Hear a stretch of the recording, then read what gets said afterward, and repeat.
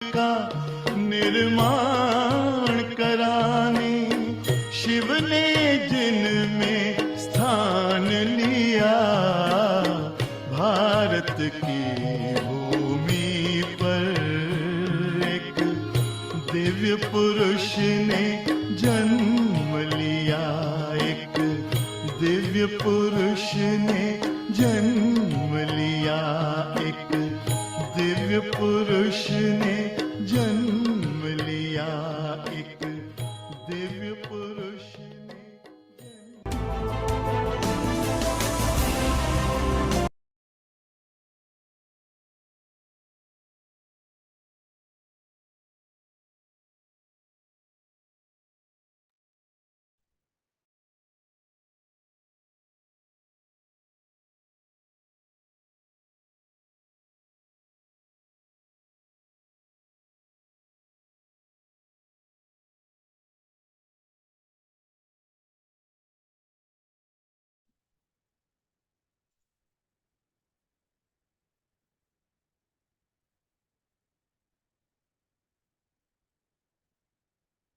ओम शांति।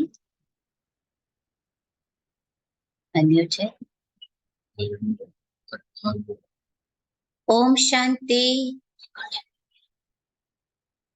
ओम शांति, ओम शांति दी। ओम शांति।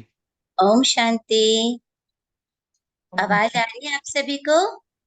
जी ओम दीदी। शांति। ओम शांति। एक सेकेंड, थोड़ी सेटिंग चल रही है।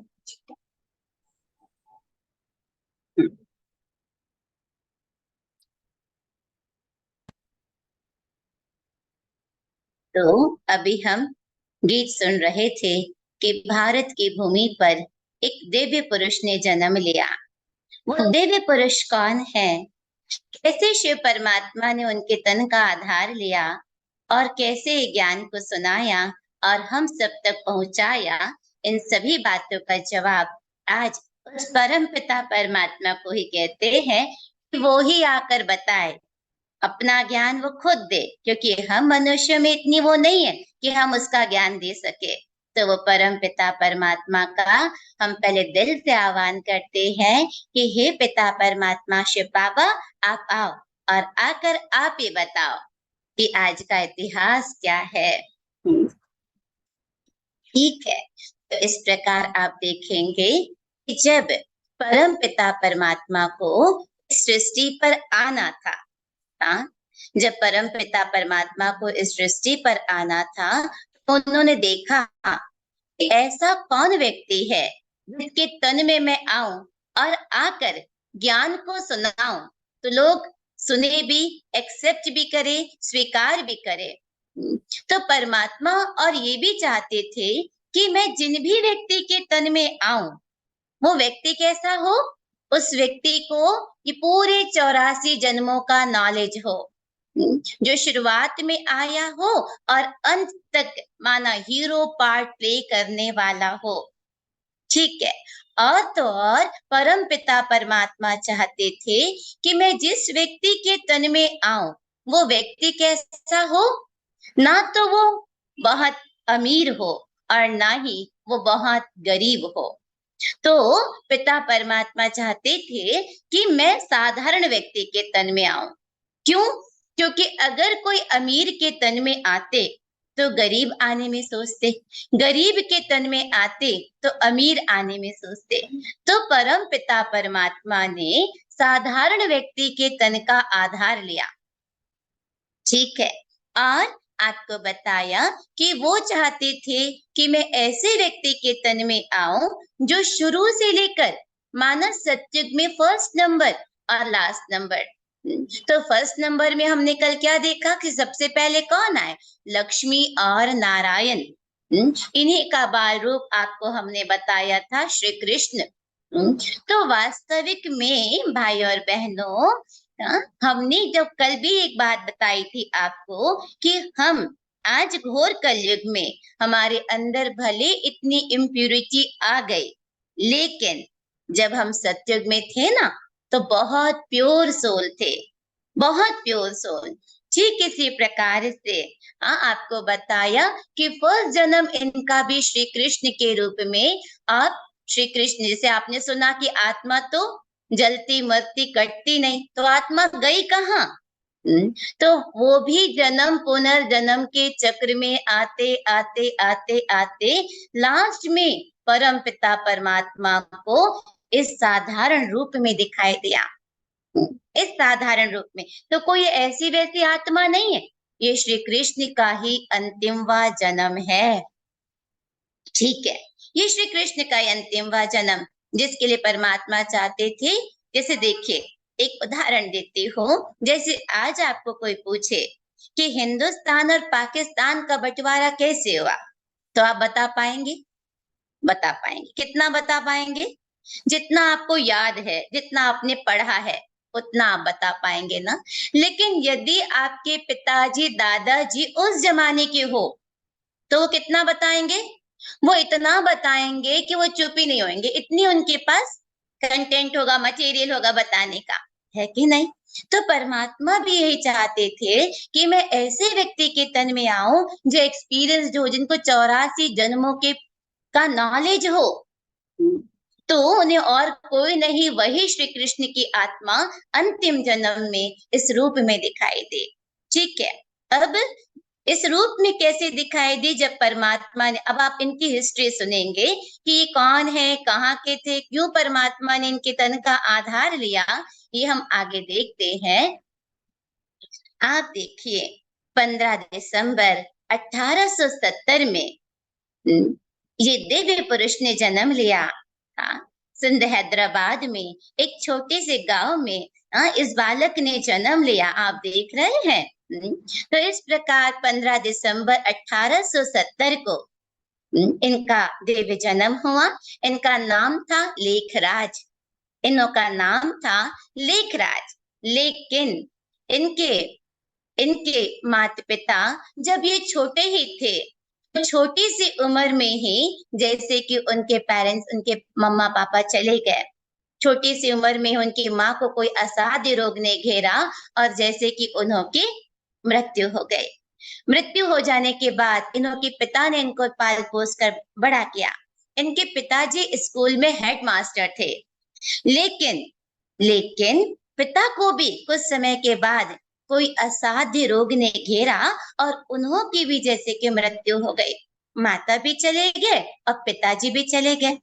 जब माता पिताजी चले गए, उसके पश्चात उनके जो रिश्तेदार थे, चाचा जी, मासी आदि, उन्होंने इनको पाल पोस कर बड़ा किया। ठीक है, लेकिन आपको बता रहे कि ये कोई साधारण मानव नहीं थे। तो बचपन से ही जैसे कि उनके जीवन में उनके अंदर बहुत अच्छे अच्छे गुण, जैसे चरित्रवान थे वो, बिल्कुल उनका जीवन बहुत अच्छे गुणों से जैसे श्रृंगारा हुआ था। ठीक है, तो इस प्रकार से आपको बताया। और छोटी उम्र में वो बहुत पूजा पाठ भक्ति आदि करते थे। पूजा पाठ भक्ति करते थे। जब तक पूजा पाठ भक्ति ना किए, गीता का ज्ञान नहीं सुने, तब तक वो भोजन स्वीकार नहीं किया करते थे। इतने ज्यादा गुणों के धनी थे दादा लेखराज, माना लकी बाबू, कि रास्ते चलते व्यक्ति को मदद किया करते थे। सपोज कोई सामान नहीं उठा पा रहा, तो उनका भी सामान उठवाने में वो हेल्प करते थे। तो रास्ते चलते व्यक्ति भी इनको दुआ देते थे कि अरे बेटा हो तो ऐसा हो। तो इस प्रकार बहुत चरित्रवान और मूल्यवान थे। लेकिन अब पिताजी माताजी चले गए, तो पढ़ाई तो उन्हों की रुक गई। रुक जाने के बाद चाचा ने इनको कहा कि भाई ठीक है, अब ऐसे तो कोई मुफ्त में खाना नहीं खिलाएगा ना। तो चाचा ने इन्हें अपने बेटे की दुकान में, माना कजन ब्रदर की दुकान में गए और वहां पर अनाज का जो बिजनेस था, वहां ये सपोर्ट करते थे, हेल्प किया करते थे। तो अब आपको बता रहे हैं बार बार कि ये तो बहुत ऊंची आत्मा थी। तो क्या होता था कि जब जब कोई, क्योंकि भाई चरित्रवान गुणवान तो थे ही, तो ये जब देखते थे कि कोई गरीब आया दुकान में, तो किसी को अधिक तौल कर दे दिया करते थे, किसी को मुफ्त में ही दे देते थे, पैसे नहीं लेते थे, ऐसे ऐसे कार्य किया करते थे, क्योंकि इन्हों के अंदर रहम दया जैसे कि कूट कूट कर भरी हुई थी। ठीक है, तो अब कुछ दिन तक तो उनके ब्रदर को पता नहीं चला, लेकिन जब पता चला तो उनके ब्रदर ने कहा कि अगर ऐसा ही चलता रहा तो मेरा बिजनेस तो चौपट हो जाएगा। और उन्होंने उन्होंने उनको उस बिजनेस से निकाल दिया। कहा भाई आप तो जाओ, ऐसा नहीं चाहिए हमें। फिर इन्होंने अपने चाचा जी से कुछ पैसे उधार लेकर अपना खुद का बिजनेस शुरू किया। अपना खुद का बिजनेस शुरू किया। और कौन सा बिजनेस शुरू किया? जेवरात का धंधा करने लगे। बहुत बड़े नामचीन जौहरी बन गए। इतना अच्छा, क्योंकि ये ऐसी वैसी आत्मा नहीं है, बार बार आपको बता रहे हैं, इनका माइंड इतना शार्प था कि जो गहने एक बार बनाते थे वो गहने कभी भी माना जो डिजाइन एक बार बना लिया वो डिजाइन कभी रिपीट नहीं करते थे। इतना ज्यादा शार्प मेमोरी होने के कारण बहुत सुंदर सुंदर डिजाइने बनाया करते थे। हाँ, और तो और इनके जो भाई मिलने जुलने वाले उस समय तो, क्योंकि ये बात हम बता रहे हैं भाई 1920, उस समय तो उन्होंने अपना बिजनेस शुरू किया। बिजनेस शुरू किया तो उस समय उन जमाने में तो राजाओं महाराजाओं का ये शासन काल था। तो इनके जो कस्टमर हुआ करते थे वो मेजोरिटी राजाएं महाराजाएं हुआ करते थे। और जब राजाएं महाराजाएं देख रहे हैं, ब्रिटेन, उदयपुर, नेपाल, अन्य राजाएं घराने के जो लोग थे उनके ग्राहक थे। ठीक है, तो इस प्रकार जब कभी राजाएं महाराजाएं आते थे इनके पास ज्वेलरी आदि लेने के लिए, तो दादा लेखराज तो अधिकतर क्या करते थे? शिकंजी आदि फल फ्रूट्स आदि ही सर्व करते थे। तो राजा महाराजा कहते थे लकी बाबू तुम्हारी पार्टी तो फीकी रहे। तो लकी बाबू कहते थे, इनका नाम लेखराज, ये कहते थे कि देखो तुम तो मुझे देते हो कागज का नोट, और इस कागज के नोट के बदले मैं अपने धर्म और ईमान को तो नहीं बेच सकता ना। तो इस प्रकार धार्मिक ईमान के बहुत पक्के। तो कई बारी राजा महाराजा व्यंग्यात्मक इनको कहा करते थे कि लकी भगवान से बहुत बड़ी गलती हो गई। क्या गलती हो गई? कहते थे कि भगवान को तो तुम्हें राजा बनाना चाहिए था, लेकिन उन्होंने हमें बनाया। लेकिन आप जानते हैं भगवान से तो कोई गलती हो नहीं सकती, क्योंकि ये वापस से सत्युग में वही श्री कृष्ण की आत्मा वही राजघराने में जाने वाले थे। ठीक है, तो इस प्रकार आपको बताया कि इनका उठना बैठना राजाओं के साथ होता था। इनके कस्टमर ये हुआ करते थे। इतना मान सम्मान उदयपुर के राजा इनको देते थे कि जब तक ये राज्यसभा में नहीं गए तब तक राज्यसभा भी इनके लिए जैसे कि रुकी रहती थी। जब राजा महाराजाओं की बग्गियां निकलती थी तो जैसे इन्हों की भी उनके बराबर में बग्गियां निकलती थी। तो इस प्रकार आपको हमने बताया। और अच्छा व्यक्तित्व होने के कारण अमीर और गरीब सभी उन्हें सम्मान देते थे। वे प्यार से सभी उनको दादा लेखराज के नाम से पुकारते थे। दादा, दादा शब्द मतलब बड़े भाई। तो इस प्रकार से आपको बताया। लेकिन साथ ही साथ दादा लेखराज का एक नियम ये भी था, जैसे अनाज की दुकान में दान पुण्य करती थी, जब खुद का बिजनेस शुरू हुआ जेवरात का तो भी देखा कोई गरीब है, बेटी की शादी नहीं कर सकते, तो मुफ्त में गहने दे दिया करते थे। और तो और भगवान को कहते थे, हे भगवान ये जो मैं दान पुण्य कर रहा हूं ना, इसका भी पुण्य मुझे ना लगे, इसका भी पुण्य मुझे ना लगे। तो इस प्रकार से वो कहा करते थे कि जब भी मैं दान करूं तो इस हाथ से दान करो, राइट हैंड से, तो लेफ्ट हैंड को भी पता ना चले कि मैंने दान किया। माना इनका नियम था कि गुप्त दान महापुण्य। गुप्त दान पर बहुत विश्वास करते थे दादा लेखराज। और इसी प्रकार से जब इनका माना सब कुछ अच्छा भला चलता रहा, बिजनेस बहुत अच्छा चला, जब उसके माना बिजनेस अच्छी रीति चलने लग गया, तो फिर इनके चाचा ने इनकी यशोदा नामक कन्या से शादी कर दी। शादी भी हुआ। बचपन से आपको बताया कि गीता का पाठ ये करते ही थे। इन्होंने अपने जीवन में 12 गुरु किए। कितने? 12 गुरु। तो सोचिए खुद कितने गुणवान रहे होंगे। इन्होंने अपने जीवन में 12 गुरु किए। ठीक है, तो एक बार की बात आपको बताते हैं कि एक बार जब शादी आदि हुई, बच्चे आदि हुए और बच्चे के नामकरण संस्कार के लिए इन्होंने पार्टी रखी हुई थी।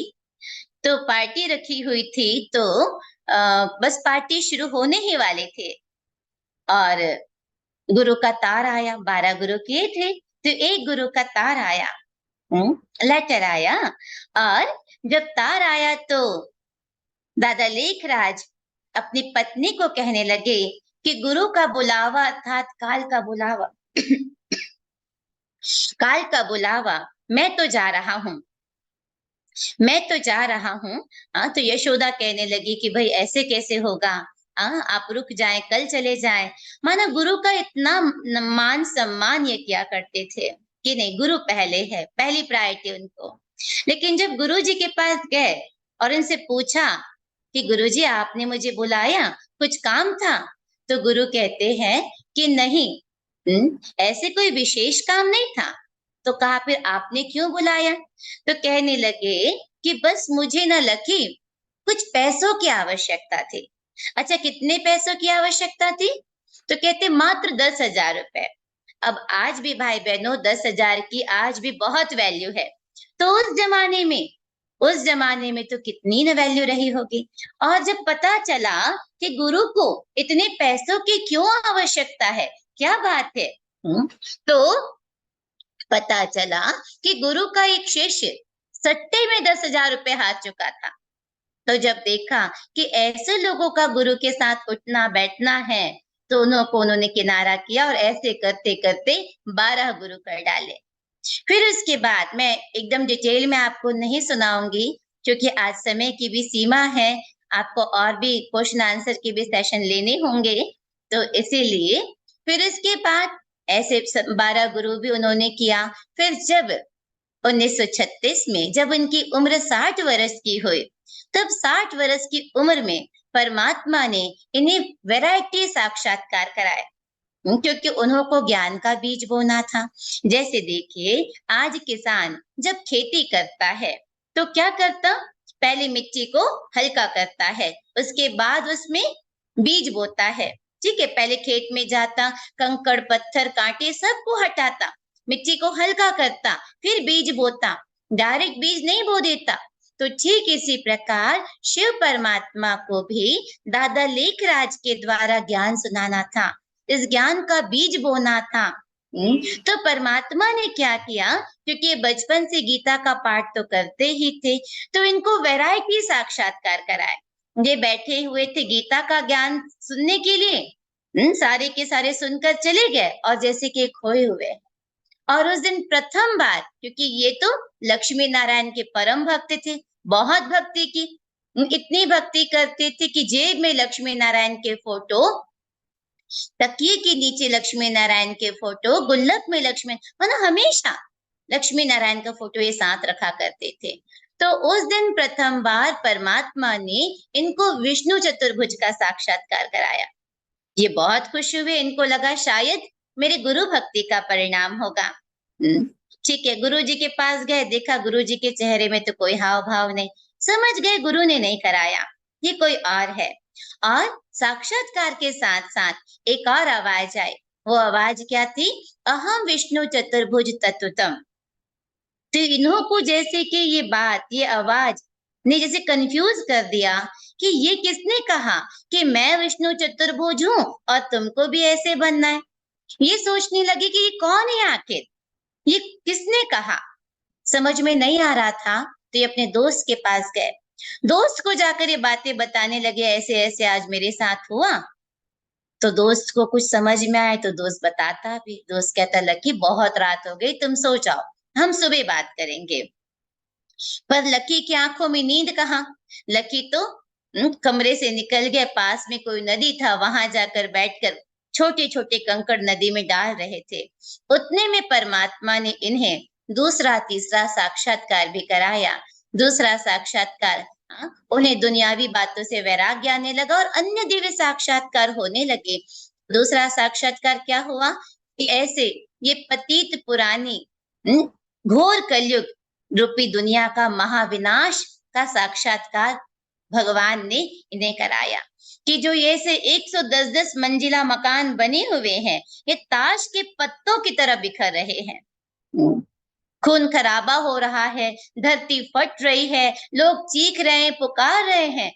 तो ये कहने लगे, बस करो प्रभु जी, मैं नहीं देख सकता, जी मैं नहीं देख सकता। परमात्मा ने इन्हें ऐसा साक्षात्कार कराया और जब इनकी आंखों से आंसू बहने लगे, परमात्मा ने इन्हें फिर एक और साक्षात्कार कराया। वो कौन सा था? आने वाली सतयुगी स्वर्णिम सृष्टि का। तो जब इनको साक्षात्कार हुआ, इन्हें देखा, अरे इतनी प्यारी दुनिया है जहां आपस में लोग इतने प्यार से रह रहे हैं। ये देखकर बड़े खुश होने लगे कि कितना सुख शांति है, कितना आनंद है। तो ये देखकर जब खुश हो रहे थे, तो फिर से एक आवाज आई कि ऐसे दुनिया तुम्हें बनानी है। ये फिर सोचने लगे कि आखिर ये कौन है। पहले तो कहा विष्णु जैसे बनना, विष्णु चतुर्भुज जैसे बनना, अभी कहते ऐसी दुनिया बनानी। आखिर मैं कैसे बनाऊंगा, आखिर भी मैं कैसे बनाऊंगा। तो इतने में उनको परम पिता परमात्मा का पहली बार, अभी तो परमात्मा ने एक साक्षात्कार करवा रहे थे, लेकिन उतने में परमात्मा ने इन्हें अपना वास्तविक स्वरूप का साक्षात्कार कराया। कि कहा कि अहम ज्योति स्वरूपम शिवो अहम, मैं ज्योति स्वरूप हूँ, मैं शिव हूँ, मैं शिव हूँ। मैं ज्ञान स्वरूप, मैं शिव हूँ, मैं शिव। मैं आनंद स्वरूप, मैं शिव, मैं शिव। तो ये कहने लगे, तो वो आप ही हो जो मुझे कहते थे ऐसी दुनिया बनानी है। परमात्मा शिव ने कहा, हाँ वो मैं ही हूँ। तो ये कहने लगे, मैं कैसे बना सकता हूँ? परमात्मा ने कहा, तुम नहीं बनाओगे, तुम्हें नहीं बनाना है ऐसी स्वर्णिम सृष्टि, बनाऊंगा मैं। कौन? शिव परमात्मा। बनाऊंगा मैं, बस मुझे तुम्हारे स्तन का आधार चाहिए।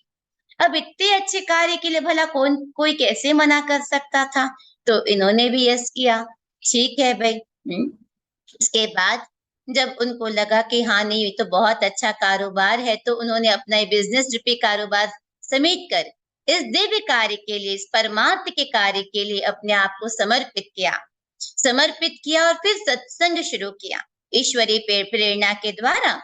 ये तो रोज, क्योंकि ये तो गीता का ज्ञान सुनाते थे, ये बैठते थे गीता का ज्ञान सुनाने के लिए, और ज्योतिर्बिंदु परमात्मा इनके तन का आधार लेते, और आधार लेकर जो आपको हमने अभी 5 दिन तक जो पोज की बातें सुनाई, कभी आत्मा का, परमात्मा का, सृष्टि चक्र का, सीढ़ी का, कार्मिक अकाउंट का, ये सारा ज्ञान परमात्मा इनके तन में आकर देकर चले जाते थे, सुना जाते थे। लोगों को बहुत अच्छा लगने लगा, क्योंकि ये बातें नई थी, कभी सुनी भी नहीं थी। तो काफी लोग सत्संग में आने लगे। कई माताओं को वैरायटी साक्षात्कार, क्योंकि शुरू में इतने गीत, ध्यान, कविता आदि नहीं बने हुए थे, ये तो ठीक है बाद में बने। तो दादा शुरू में सबको ओम ध्वनि का मंत्रोच्चारण करवाते थे, और उतने में क्या होता था, कई माताओं को बहुत सुंदर सुंदर नजारे, साक्षात्कार आदि होने लगे। और इसके बाद जब देखा बहुत अच्छा सत्संग बन गया, सब कुछ हो गया, तो इस सत्संग का शुरू में नाम जो था वो ओम मंडली के नाम से वहां प्रसिद्ध हुआ। कहाँ? सिंध, हैदराबाद में। जब उस समय तो हिंदुस्तान पाकिस्तान में बंटवारा भी नहीं हुआ था। उसके बाद धीरे धीरे ये जो संस्था है, ये संस्था 1949 में माउंट आबू में शिफ्ट हुआ। और जब परमपिता परमात्मा ने देखा कि दादा लेखराज को मुझ पर संपूर्ण निश्चय है, विश्वास है, इन्होंने अपना बिजनेस आदि भी समेट दिया और इस कार्य में लग गए, सारा धन दौलत उसमें लगा दिया। तब फिर परमपिता परमात्मा ने इन्हें ब्रह्मा के नाम से ब्रह्मा का नाम इनको दिया, ब्रह्मा के नाम से इनको जाना गया, माना उन्होंने ये नाम रखा कि आज से पूरी सृष्टि तुम्हें प्रजापिता ब्रह्मा के नाम से जानी जाएगी। ठीक है, तो आप देखेंगे, आप कहेंगे कि ये ब्रह्मा कैसे हो सकते हैं, हमने तो ब्रह्मा को कुछ और देखा, आकाश में देखा। आप देखो भाई बहनों, ब्रह्मा जी के साथ, नाम के साथ ये क्या जुड़ता, प्रजा पिता ब्रह्मा। तो प्रजा नीचे है तो पिता ऊपर कैसे हो सकते हैं, पिता भी तो नीचे ही होंगे ना। तो वास्तविक में प्रजापिता ब्रह्मा के बारे में वो जो दिखाते आकाश में, वो उनका संपूर्ण रूप है। ठीक है, तो आप देखेंगे ब्रह्मा जी के बारे में दुनिया में 6-7 जो बातें हैं वो दुनिया में कोई नहीं बताते, आपने भी नहीं सुना होगा, और सुना तो जवाब दीजिएगा। सबसे पहली बात, शास्त्रों में आप हमेशा देखेंगे कि शास्त्रों में ब्रह्मा को हमेशा बूढ़ा ही क्यों दिखाया।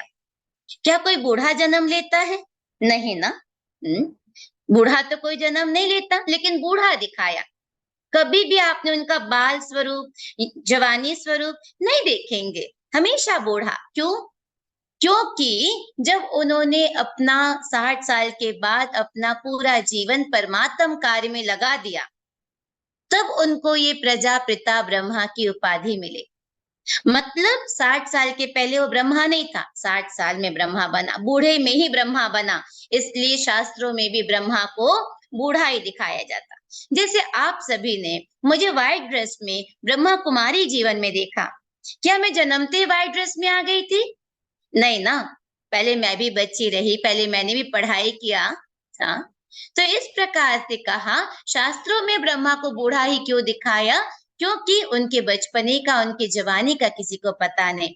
और जब बचपना नहीं जानते, जवानी नहीं जानते, तो सेकंड कहा उनके माता पिता का वर्णन नहीं, तो माता पिता को कहाँ से जानेंगे। तो इस प्रकार माता पिता का भी शास्त्रों में वर्णन नहीं। अच्छा, थर्ड पॉइंट आप देखते, ब्रह्मा जी को शास्त्रों में आप हमेशा देखेंगे 4 मुख दिखाए।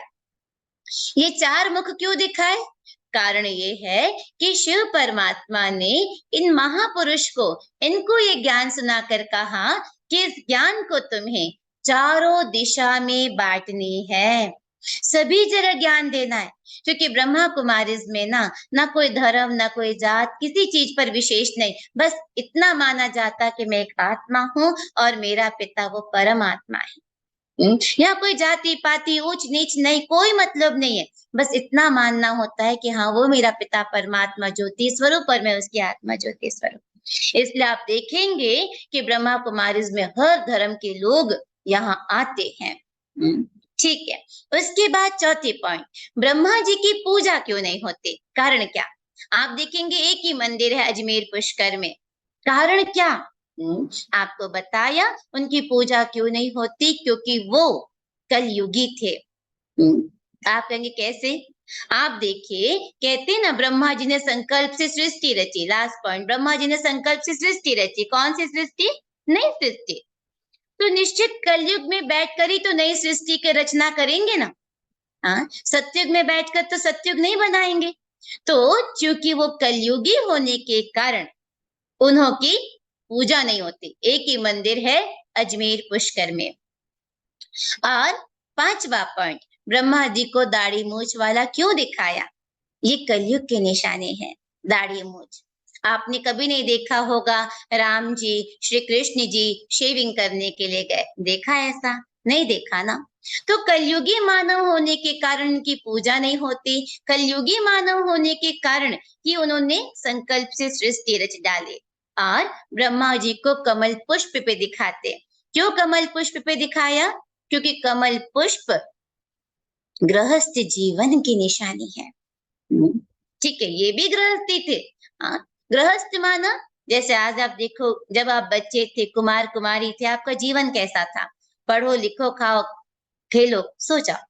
लेकिन जिस दिन शादी हुई उस दिन से कितने ज्यादा सगे संबंधी, इधर ससुराल और मायके सब तरफ के रिलेशन बढ़ गए। ठीक है, और उन सबको निभाना है, लेकिन निभाते हुए भी जैसे कमल फूल कीचड़ में खिलता है, लेकिन खिलते हुए भी उस पर एक दाग नहीं होता फूल पर। तो ऐसे ही भगवान कहते हैं कि तुमको रहना भी गृहस्थ जीवन में है, अगर गृहस्थी हो तो। रहना गृहस्थ जीवन में है, लेकिन गृहस्थ जीवन में रहते रहते भी कैसे रहना, कमल फूल के समान न्यारा और प्यारा। इसलिए सैंपल भी उसने गृहस्थी को रखा। कई लोग कहते हैं दीदी आप लोगों के लिए आसान है, हम तो गृहस्थी है ना। नहीं, भगवान आया ही है गृहस्थियों के लिए, उसको पता है गृहस्थ में कितनी बातें होती है। तो इस प्रकार आपको बताया, इसलिए परमात्मा ने इनको ब्रह्मा की उपाधि दी, प्रजापिता ब्रह्मा। ठीक है। और उसके बाद ब्रह्मा बाबा ने माना लेखराज से ब्रह्मा बाबा बन गए।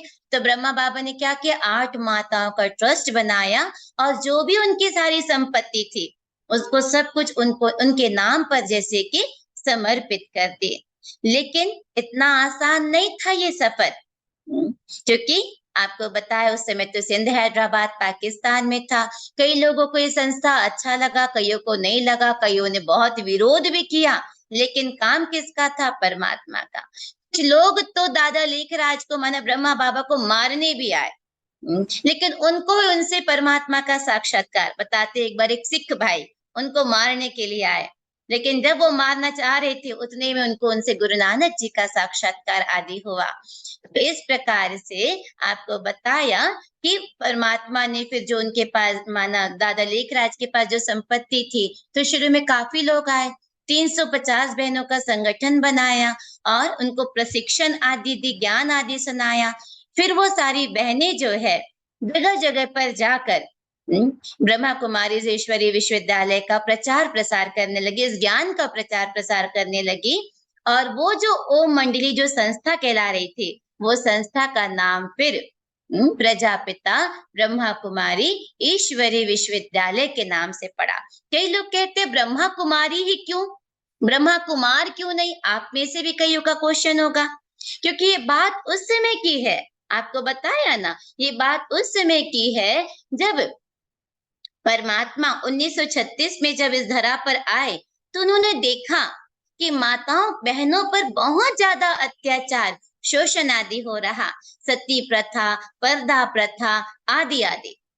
तो इसलिए परमात्मा ने फिर क्या किया, इसलिए परमात्मा ने फिर नारियों का ही संगठन बनाया और नारियों को ही इस ज्ञान के कलश को बांटने के लिए उनके ऊपर ज्ञान का कलश रखा। वैसे भी देखो दुनिया में प्रचलन क्या है, कहते ना जब 4 नारी इकट्ठे हो जाए तो चुप नहीं रह सकती।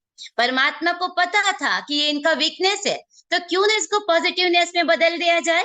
तो इसलिए माताओं बहनों को आगे रखा, ज्ञान सुनाया, ज्ञान को बांटने की जिम्मेदारी दी और कहा वो बातें करते हो तो क्यों ना ज्ञान की बातें कर लो। तो इस प्रकार संस्था का नाम ब्रह्मा कुमारी पड़ा और आज पूरे विश्व में सबसे अधिक महिलाओं के द्वारा संचालित करने वाला ये विश्वविद्यालय है। 145 देशों में ब्रह्मा कुमारी का ये विश्वविद्यालय माना कार्य कर रहा है। फिर माताएं बहनें कई बाहर गई, माना कुछ लखनऊ साइड गए, कुछ दिल्ली साइड गए, और जो छोटा सा जो ओम मंडली था वो पूरे विश्व में जैसे कि फैलता गया, विदेशों में भी इसकी सेवाएं हुई। और इस प्रकार से आप देखेंगे कि यही एक ऐसी संस्था है जहां ना जाति भेद, ना धर्म भेद, ना राष्ट्र भेद, हर एक जगह के लोगों को परमात्मा का परिचय देने के लिए कार्य में लग गए।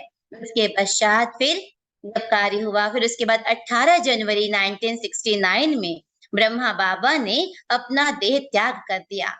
अपना जो देह त्याग कर दिया, तो 1936 से लेकर 69 तक 1936 से लेकर 69 तक जो शिव परमात्मा आकर ज्ञान सुनाते रहे, उसी को कहते हैं मुरली।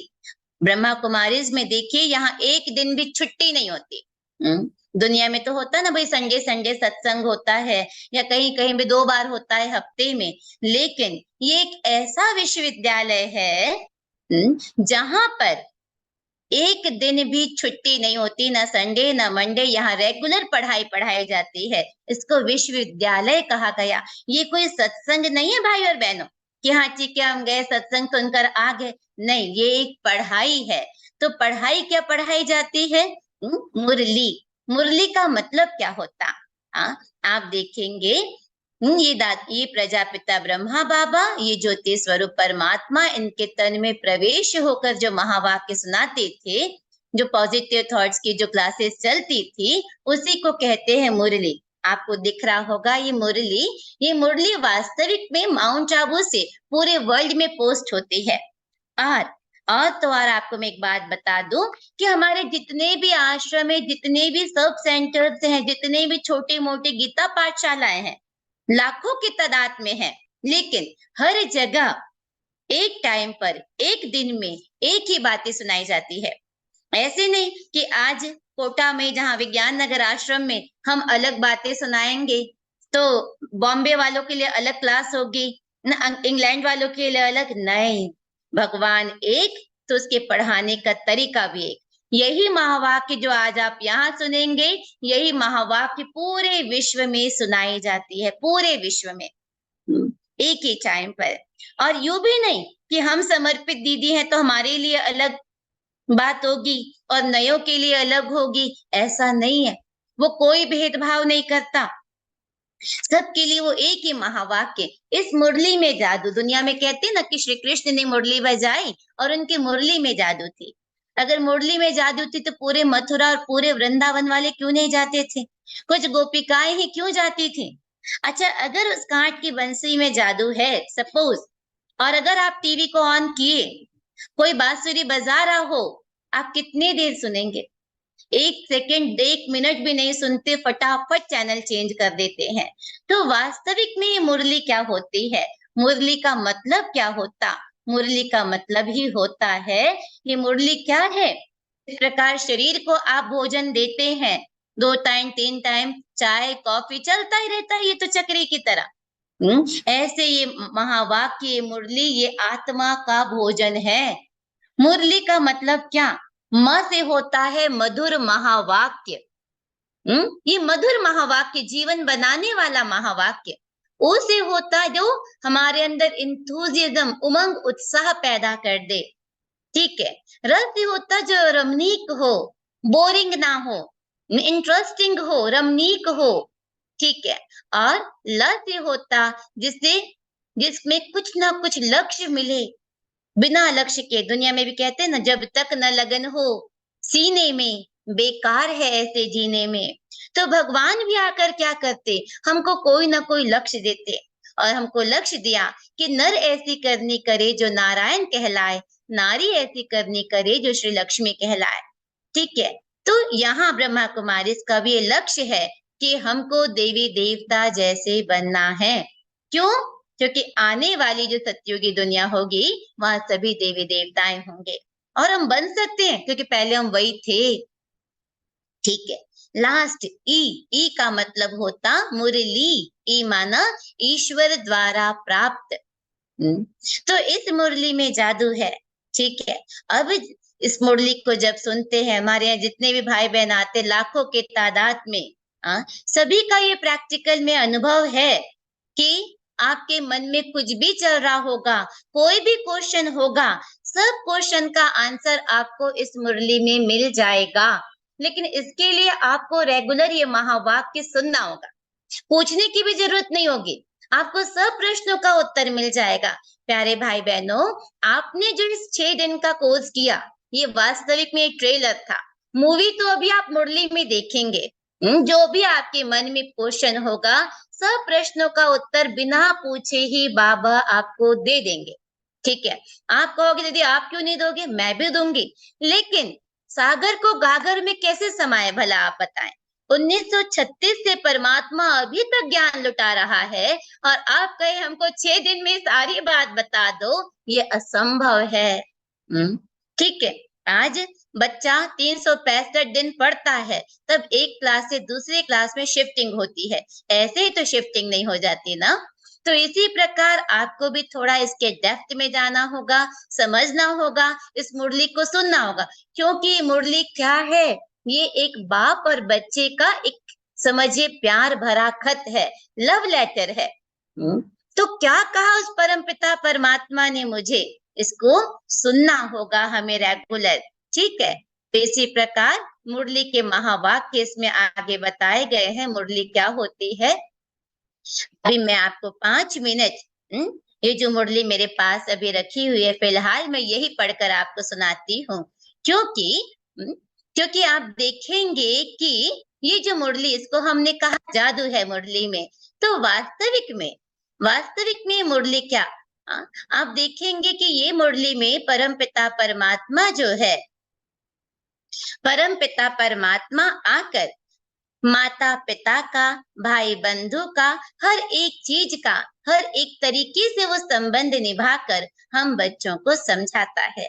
ठीक, तो मुरली क्या, जब परमपिता परमात्मा आते थे तो सबसे पहले जब ब्रह्मा के तन में प्रवेश किया तो आते ही वो बहुत प्यार से कहते थे, मीठे बच्चे।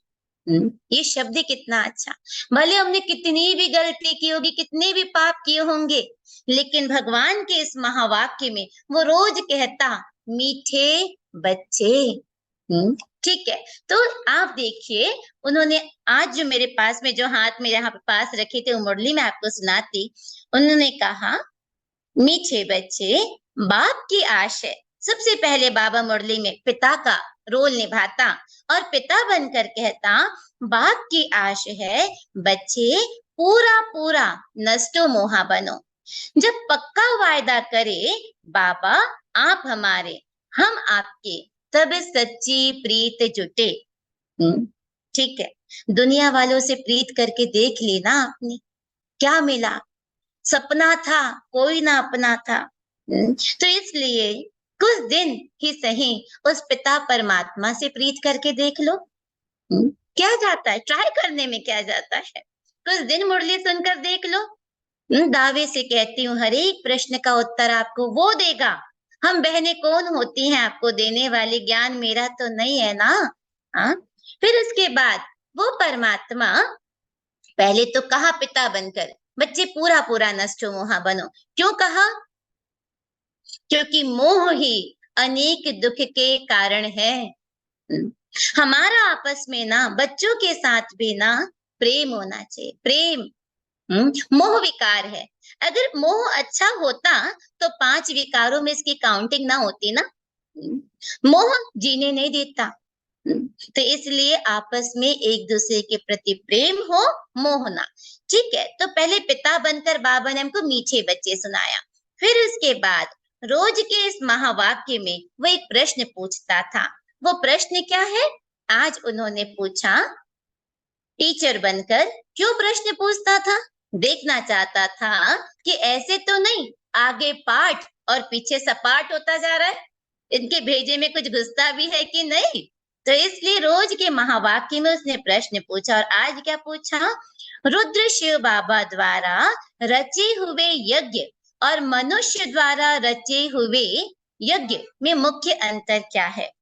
दुनिया में यज्ञ हवन करते हैं ना, कल आपने देखा था, लोग तिल जौ गुड़ घी डालते हैं, और ये परमात्मा का ये आश्रम ही यज्ञ है, भगवान इसे यज्ञ कहते, और वो कहते यहाँ पर ही क्या करो, अपने 5 विकारों का स्वाहा कर दो। ठीक है, तो क्या अंतर है, वहां हम तिल जौ गुड़ घी आदि आदि डालकर स्वाहा स्वाहा स्वाहा करते हैं, यहाँ हमको तिल जौ गुड़ घी नहीं डालना है, यहाँ पर क्या करना है, अपने अंदर के विकारों को स्वाहा करना। करेंगे ना, करेंगे ना, करना ही होगा, उसके सिवा कोई चारा नहीं है। तो देखो उसने उत्तर में सुनाया, मनुष्य जो भी यज्ञ रचते उसमें जो तिल आदि स्वाहा करते, वह मटीरियल यज्ञ है। बाबा ने जो यज्ञ रचा यह अविनाशी ज्ञान यज्ञ है, इसमें सारी पुरानी दुनिया स्वाहा हो जाती है, सारी ये पुरानी दुनिया, तब तो नई दुनिया आएगी ना। तो इसलिए उन्होंने बताया दोनों में क्या अंतर है। अच्छा, उसके बाद मुरली तो 4 पेज की होती, पर पूरा तो नहीं सुना सकते आपको, लेकिन जब शिव बाबा मुरली सुनाकर वापस जाते थे, तो जैसे देखिए मुरली की शुरुआत मीठे बच्चे से किया, अंत भी बाबा मीठे बच्चे से करते। कैसे, आप ध्यान से सुनिए कैसे, जैसे देखिए आप भी आज किसी के घर मेहमान जाते हैं, मिलने जाते हैं, जब रिटर्न वापस जाते हैं घर, तो क्या करते हैं, थोड़ा लाड करेंगे, प्यार करेंगे, पुच्ची देंगे, हाँ, और फिर उनको जो भी बात होगी रिमाइंडर याद दिलाते ना। तो ऐसे शिव बाबा भी जब वापस 1 घंटा मुरली सुनाते और जब जाने वाले होते थे तो वो याद प्यार देते। कैसे? अच्छा, बाबा याद प्यार देते। अच्छा, मीठे मीठे सिकिल दे बच्चों प्रति। ये सिकिल दे मतलब क्या? माना बहुत काल का लाडला बिछड़ा हुआ बच्चा। हम्म, तो सिकिल दे बच्चों प्रति माता पिता बाप दादा का याद प्यार और गुड मॉर्निंग। रूहानी बाप की रूहानी बच्चों को नमस्ते। वो आता इतना ऊंचे थे ऊंचा भगवान, वो मुझे याद प्यार देता, गुड मॉर्निंग करता, नमस्ते करता। तो हमारा क्या कर्तव्य है? उसने कहा रूहानी बाप की रूहानी बच्चों को नमस्ते। आप सब रूह हैं, रूह पिता रूह आत्मा। ठीक है, तो जब इतने ऊंचे से ऊंचा परमात्मा याद प्यार दे रहा तो हमें भी क्या करना होगा? हम भी याद प्यार देंगे ना। कैसे देंगे? कैसे देंगे? मैं दे रही हूँ, मेरे पीछे पीछे आप दे दीजिएगा। आज तो दे कम से कम। वैसे तो रोज ही जुड़ना है, लेकिन कैसे याद प्यार देना है आप देखिए। मेरे पीछे पीछे आप बोलते जाइएगा। हम रूहानी बच्चों की रूहानी माता पिता बाप दादा को याद प्यार, गुड मॉर्निंग, नमस्ते, ओम शांति। इस प्रकार जब वो ऊंचे से ऊंचा भगवान, आज दुनिया में कोई आपको गुड मॉर्निंग करता, आप करते हो ना। ठीक इसी प्रकार हमको भी किसी की पूछने की आवश्यकता नहीं। जब वो पूछ रहा है, वो ज्ञान सुनाने आया, वो सर्व समस्याओं का समाधान करने आया है इसके द्वारा, तो बस यही तो उठा के पढ़ना है। करना क्या है? करना कुछ भी नहीं। ठीक है। अच्छा, उसके बाद जब वो आता और आज के दिन माने जिस दिन उन्होंने ये महावाक्य सुनाया तो उसमें जो भी मेन पॉइंट है, हाँ, वो होमवर्क देके जाता था कि क्या करना है, क्या धारण करेंगे। ऐसे तो नहीं आज भाई जो भी सुना इधर से सुन के इधर से निकल गया। तो लास्ट में वो इस महावाक्य से हम धारण क्या करें उसको सार के रूप में समझाता। क्या समझाया? इस अविनाशी ज्ञान यज्ञ में अपने इस रथ सहित सब कुछ स्वाहा करना। भगवान कहता देखो ये आश्रम एक यज्ञ है, ठीक है, और यहाँ पर क्या करना है? तन मन धन ही नहीं, सब कुछ। जब तन कहा तो तन में सब आ गया। मेरा परिवार, मेरे बच्चे, मेरा बिजनेस, मेरी नौकरी, सब कुछ तेरा, तू संभाल। ठीक है, हल्का हो जाओ। तो कहा इस अविनाशी ज्ञान यज्ञ में इस रथ सहित सब कुछ स्वाहा करना है।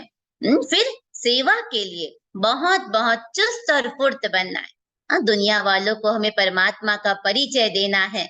वो नहीं जानते हैं, कितना ना दुनिया में आप देख रहे हैं अंधविश्वास है। तो इसके लिए वो कहते चुस्त फुर्त बन जाओ। जाने क्या क्या अंधविश्वासों में, जादू टोनों में, रिद्धि सिद्धि में लोग फंसे हुए हैं। इसलिए वो कहते देखो दुनिया में कहा जाता है सबसे बड़ा दान, दुनिया में कहते रक्तदान, लेकिन यहाँ कहा जाता सबसे बड़ा दान है ज्ञान दान। मान लीजिए आपके पास कोई ऐसा बच्चा आया जो अपने माता पिता से बिछड़ गया है और आप वो माध्यम बने, आपने उसको उसके माता पिता से मिला दिया, तो उसका माता पिता क्या करेगा? जिंदगी भर आपको दुआ देगा ना। क्या कहेगा? आप तो हमारे लिए भगवान समान। कहेगा कि नहीं? कहेगा ना। ठीक इसी प्रकार से ये पूरी दुनिया उस परम पिता परमात्मा से बिछड़ी हुई है। वो नहीं जानते वो कौन है। तो आपको क्या करना है? आपको जितने भी लोग बिछड़े हुए उन सबको परमात्मा का सत्य परिचय देना है भाई और बहनों। जिसको भी दोगे ना वो आपको जिंदगी भर दुआ देगा कि हम तो भटक रहे थे इधर उधर, मंदिर ठिकाने में, जादू टोने, रिद्धि सिद्धि में। ठीक है, तो सबसे बड़ा दान ज्ञान दान। अच्छा, फिर जब जाते हैं तो क्या करते? लास्ट स्टेप क्या होता? पांव छूते हैं, पांव को टच करते ना तो वरदान देते ना। तो यहाँ पर भी रोज के इस महावाक्य में भगवान एक वरदान देते। क्या वरदान दिया उन्होंने? उन्होंने कहा दया भाव को धारण कर सर्व की समस्याओं को समाप्त करने वाले मास्टर दाता भाव। वो कहता कि अपने अंदर क्या करो? दया भाव को धारण कर लो। तो मास्टर दाता मास्टर दाता हो, उस दाता विधाता के तुम बच्चे हो, तो क्या करो, अपने अंदर रहम की भावना को धारण कर लो। उसी को फिर उन्हें डिटेल में समझाया, जिन आत्माओं के भी संपर्क में आते हो, चाहे कोई कैसे भी संस्कार वाले हो, अपोजिशन करने वाला हो, स्वभाव के टक्कर खाने वाला हो, क्रोधी हो, कितना भी विरोधी हो, आपकी दया भावना उसके अनेक जन्मों के कड़े हिसाब किताब को सेकंड में समाप्त कर देगी। आप सिर्फ दातापन के संस्कार को इमर्ज कर दया भाव को धारण कर लो। भगवान क्या हमको वरदान दे रहे हैं कि आप कौन हो, आप दाता विधाता के बच्चे हो, तो अपने अंदर दया भाव को धारण कर लो। आप मास्टर दाता हो, वो कह रहा है मुझे, तो उसका कहना तो मानना पड़ेगा ना। अच्छा, फिर लास्ट में उन्होंने स्लोगन सुनाया। क्या स्लोगन दिया? अपने रहम दिल स्वरूप व दृष्टि से हर आत्मा को परिवर्तन करना ही पुण्य आत्मा है। हमको पुण्य आत्मा बनना, कैसे बनेंगे? भगवान कहते अपने रहम दिल स्वरूप पर रहम खाओ। आज दुनिया अगर बाय चांस कोई कुछ बोलता है, जैसे देखो आज जो नर्स होती हैं, नर्स क्या करते, पेशेंट कितना भी चीखता हो, पुकारता हो, चिल्लाता हो, गाली गलौज देता हो, लेकिन फिर भी नर्स क्या समझते हैं, पेशेंट है ना, दुख में है ना, इसलिए बड़बड़ा रहा है। पेशेंट, नर्स उसको हमेशा पेशेंट की तरह देखती है। ठीक इसी प्रकार दुनिया में भी, ठीक इसी प्रकार दुनिया में भी जो भी चीख रहे हैं, पुकार रहे हैं, गाली गलौज देते हैं सपोज आपको, तो आप उनको यही समझ कर चले कि वो पेशेंट हैं। क्यों? आप देखिए, वो बाहर से इतना गाली गलौज दे रहे हैं, तो सोचो उनके अंदर कितना चल रहा होगा, अंदर कितना ना तूफान होगा जो बाहर भी निकल गया। तो इसलिए ऐसे व्यक्तियों के ऊपर हमको रहम भाव, दया भाव रखनी होगी, उनको सुधारने के लिए। ठीक है, तो ये है वो परमात्मा का महावाक्य, जिसको हम रोज 1 घंटा सुनते हैं, सुबह सुबह 7:45 से 7:45 ये महावाक्य होता है। और इसको आपको सुनना होगा, क्योंकि दुनिया में भी क्या कहते हैं, 7 फेरे जब होते हैं तो कहते हैं आज से आपका नया जीवन, दाम्पत्य जीवन शुरू हुआ, कहते हैं ना। तो आपका भी 7 दिन का कोर्स पूरा होने के बाद आप कहोगे दीदी 7 दिन का हुआ, 6 दिन हुआ, हमने उसको 7 दिन का 6 दिन में करवा दिया, आपको कुछ भी नहीं छोड़ा है। ठीक है, और कुछ रहा हुआ होगा उसको मुरली में भी कंप्लीट करेंगे। तो 7 दिन का जब कोर्स हो जाता है, तो जैसे कि आप भी भगवान के बच्चे बन जाते हैं। ठीक है, तो इसीलिए अब उस पिता ने आपको क्या महावाक्य, क्या लव लेटर, प्यार भरा खत भेजा है, इसको सुनने के लिए आपको रोज जूम पर जोड़ो या नजदीक के आपके सेवा केंद्र है वहां जाओ, लेकिन जुड़ के जरूर रहना, सारे क्वेश्चन के आंसर आपको मिल ही जाएंगे। अच्छा, ओम शांति। ठीक है, क्लियर हुआ, समझ में आया? तो इस प्रकार आपको ये पॉजिटिव थॉट्स क्या होती, मुरली क्या होती, आगे क्या करना है, आगे आपको रोज ये महावाक्य सुनना है। ये हमारी आत्मा का भोजन है, और भोजन करना तो जरूरी है ना, नहीं तो वीकनेस आ जाएगी। ठीक है, अच्छा, ओम शांति। अभी आगे क्या करना है बिंदु बेन? ओम शांति दी। ओम शांति। ओम शांति सभी को, योगा संस्कृतम यूनिवर्सिटी की और पर्सनली मेरी तरफ से दी आपको बहुत बहुत बहुत थैंक्स। मुझे ना एक्चुअली में शब्द नहीं मिल रहे हैं। तो दी राजस्थान कोटा विज्ञान नगर से हैं, तो मैं वहीं के कई रिस्पेक्टेड लोगों में से एक हमारे गोयल भैया, उनको बुलाना चाहूंगी। भैया प्लीज आइए, मैं आपको आमंत्रित करती हूँ, और 2 शब्द आप दीदी के लिए बोलिए। दीदी के लिए नहीं, बाबा के लिए क्योंकि कराने वाला, मिलाने वाला वही बाबा, है। बिल्कुल आप सही कह रहे हैं। हम्म। भैया आके बताएंगे। हाँ जी भैया। ओम शांति। सभी भाई बहनों को मेरा वंदन, अभिनंदन। ओम शांति। सम्माननीय गरिमा दीदी, सम्माननीय ममता दीदी, पिछले 15 तारीख से राजयोग मेडिटेशन कोर्स चल रहा है और हम सभी भाई बहन इसका लाभ भी ले रहे हैं और आनंद भी ले रहे हैं। और इसका आज अंतिम दिवस है, तो हम शिव बाबा को याद करते हुए उस परम शिक्षक परमात्मा जो हम सबका सदगुरु भी है, और आदरणीय गरिमा दीदी और आदरणीय ममता दीदी के लिए आप सबके मन में निश्चित रूप से कुछ ना कुछ भाव होंगे धन्यवाद देने के। उनको मैंने कुछ अपने शब्दों में पिरो के अपनी भावनाओं को व्यक्त करने की कोशिश की है, वो मैं आप सभी के समक्ष रख रहा हूं। जितना हसीन बाबा उतनी प्यारी दीदी, उतनी प्यारी दीदी, वाणी से बरसता ज्ञान, वरदान दिलाया बाबा से इस ज्ञान में ही कल्याण। वरदान दिलाया बाबा से इस ज्ञान में ही कल्याण। तो ऐसी हमारी दीदी है। 2 लाइनें और। बाबा से हमको मिलाया, रहने का पता बताया, ज्ञान से भर के जोली, सच्चा रिश्ता है निभाए।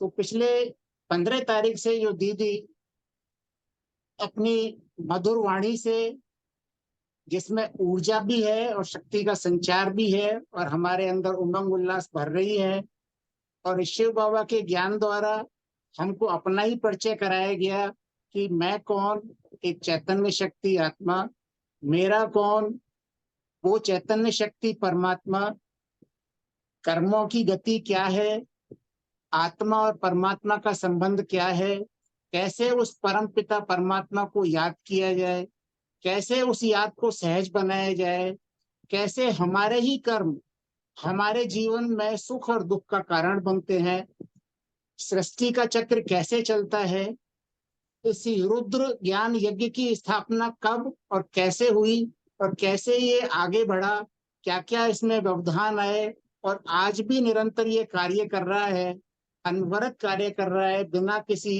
व्यवधान के। इसके लिए और रोज प्रतिदिन हमें ध्यान कराया गया, परम धाम की सैर कराई गई। इसके लिए दोनों दीदियों का तहे दिल से, हृदय के अंतर मन से, गहराइयों से बहुत बहुत शुक्रिया, धन्यवाद। जितना भी कहा जाए उसको और ज्यादा शब्दों में व्यक्त करना मेरे लिए संभव नहीं हो रहा है। जितना मैं कर पा रहा हूँ, दीदी का बहुत बहुत धन्यवाद है, बहुत बहुत शुक्रिया है। और मैं ये भी कहना चाहूंगा कि फ्लोरिडा से जो संस्कृतम यूनिवर्सिटी के चांसलर थे श्री वेंकटेश शास्त्री जी, उन्होंने भी जो प्रथम दिवस गीता ज्ञान से हमको लाभान्वित किया, उनका भी बहुत बहुत धन्यवाद। बहन बिंदु का भी बहुत बहुत शुक्रिया, जिन्होंने जूम प्लेटफॉर्म पर अच्छा संचालन करके हम सब भाई बहनों को जोड़े रखा। धन्यवाद टेक्नोलॉजी का भी। अगर ये टेक्नोलॉजी ना होती तो हम सब इस मंच पे एक साथ इकट्ठे ना हुए होते। तो जूम प्लेटफॉर्म का भी बहुत बहुत धन्यवाद।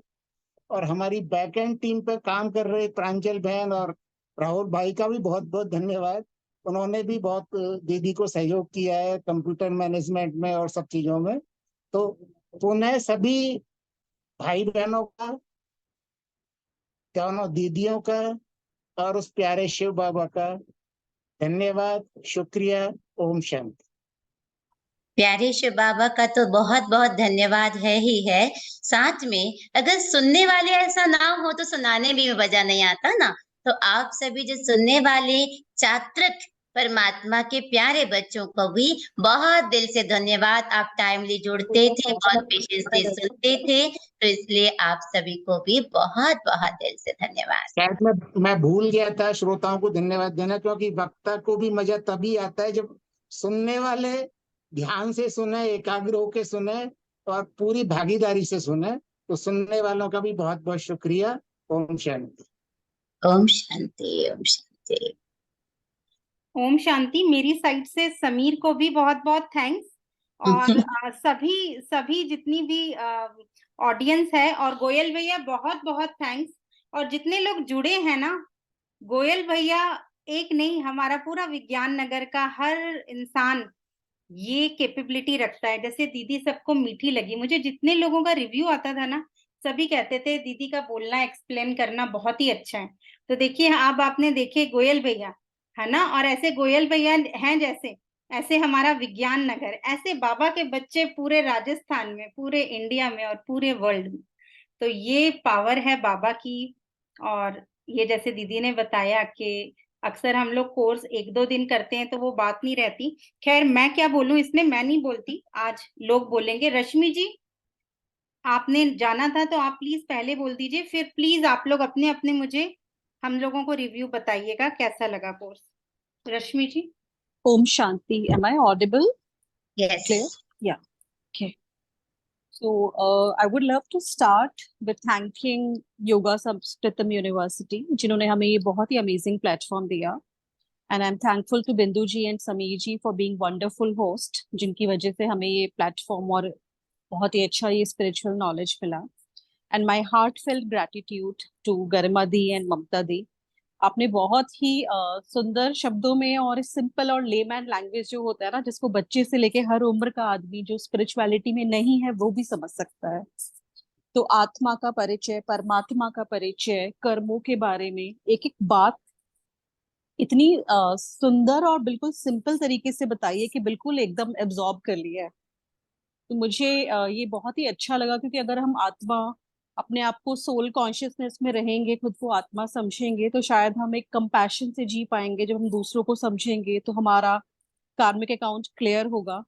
तो बहुत ही सुंदर एग्जाम्पल, स्टोरीज. तो बहुत ही ये जो पूरा हमारा 6 days का जो जर्नी रहा है ये बहुत ही ब्यूटीफुल है. एंड आई फील कि सबके साथ ये चीजें रह जाएंगी. ममता दी ने जो मेडिटेशन कराया वो बहुत ही, मतलब उसके बाद इतना पीसफुल लगता था.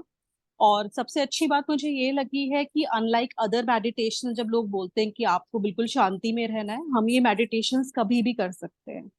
और जब हम खुद को परमात्मा से कनेक्ट करते हैं तो हम वो अपनी शक्तियां जो हम भूल चुके हैं वो कभी भी ले सकते हैं. तो एक तरीके से देखा जाए तो हम इमोशनली रेजिलिएंट भी होते हैं और हमारी डिपेंडेंसी दूसरों पे कम हो जाती है. तो बहुत ही सुंदर है. और वर्ड्स में भी लेस, लेकिन this is straight from the heart, because heartfelt gratitude to both of you. Thank you so much. Om Shanti. Thank you Rashmi बहन। लेकिन शुक्रिया तो उस परम शक्ति परमात्मा का है। वास्तविक में आप खुद देखिए ना कि वो ज्ञान का सागर कितना अच्छा होगा जिसने अपने टीचर को इतना अच्छा बनाया है। इतनी सारी टीचर्स हैं, कोई एक ब्रह्मा कुमारी बहन नहीं है। तो वो कितना माना। आज देखो कि दुनिया में जो भी शिक्षक होते हैं, कई शिक्षक अपने नोट्स नहीं देते हैं, है ना, कि नहीं हम कॉपी हो जाएगा ये हो। लेकिन उस परम शक्ति परमात्मा ने बहनों को, जिसकी रचना इतनी सुंदर, तो रचयिता कितना सुंदर होगा। तो वास्तविक में ज्ञान उस परमात्मा का दिया हुआ है।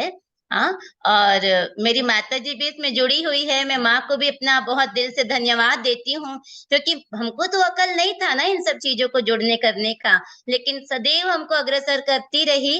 भले माँ तो वो है जन्म देने वाली है, लेकिन अलौकिक टीचर भी बनकर वो रही और हर समय हर जगह मुझे समझाती रही, करती रही। तो परमात्मा के साथ साथ जन्म देने वाली माता जी को भी बहुत बहुत दिल से शुक्रिया।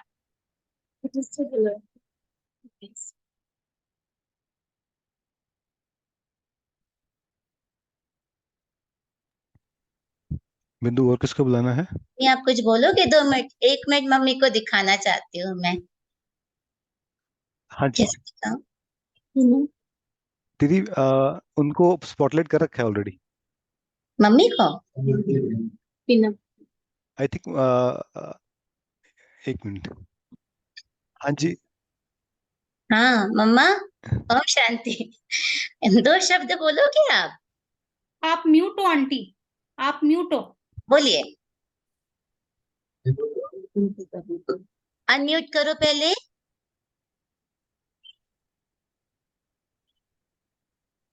हाँ जी। ओम शांति। ओम शांति। ओम शांति। हम्म। बहुत बहुत बाबा को बहुत बहुत शुक्रिया। और मेरे सभी ईश्वरी परिवार, सुनने वाले जितने भी बैठे हैं भाई बहने, सबको बहुत बहुत शुक्रिया, बहुत बहुत शुक्रिया। बाबा के सब बच्चे हैं और मेरा तो कुछ नहीं है, सब बाबा का ही है। यही चाहती हूँ कि अंत तक बाबा ही मुझे याद रहे और बाबा को ही याद करते अंतिम श्वास मेरी यहाँ से निकले। वैसे मैंने मम्मा को पहले से बोला नहीं था, अचानक ही मम्मी को बोलने को कहा, बेचारी वो तो भावुक हो गई हैं, लेकिन कोई बात नहीं। और कुछ बोलना है मम्मी? और नए भाई आप बहनों के लिए शुभ भावना, शुभकामना। हाँ, आप सब भाई बहने इस प्यारे परम पिता परमात्मा को आज से अपना माता पिता बंधु सखा बना करके चलिए, तो आप उनकी सारी रचना, उनकी बनाई हुई ड्रामा, उनकी सारी ज्ञान जो भी है हिस्ट्री, आप सब समझ में आएगा। मैं तो इतनी ज्यादा पढ़ी लिखी नहीं हूँ, लेकिन बस बाबा का छोटा सा बच्चा हूँ। और आप सभी भाई बहने इस प्यारे बाबा को पकड़े रहें, सदा दिल में बसा के रखें। यही मेरी सारी भाई बहनों के लिए शुभ भावना और शुभकामनाएं। चलिए, बहुत बहुत धन्यवाद सभी भाई बहनों की तरफ से आपको भी।